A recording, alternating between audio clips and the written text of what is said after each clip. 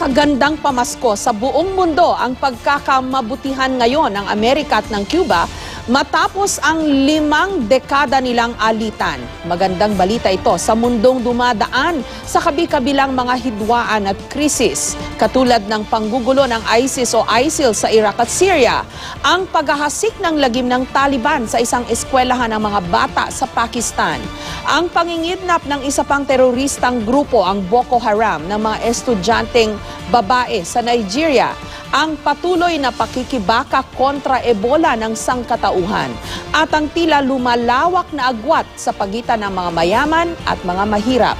Napakagulo ng ating mundo sa kasalukuyan, kaya kung paminsan-minsan may positibong pangyayari katulad ng pagkakasundo sa wakas ng mga mortal na magkaaway katulad ng Amerika at Cuba, dapat po itong ipagbunyi at ipagpasalamat na sana masundan pa para maisantabi ang mga alitan at magkaisa ang mga bansa para solusyonan ang mga mas mahalagang pangangailangan ng tao, katulad ng sapat na pagkain, edukasyon para sa lahat, tulong medikal sa mga may sakit.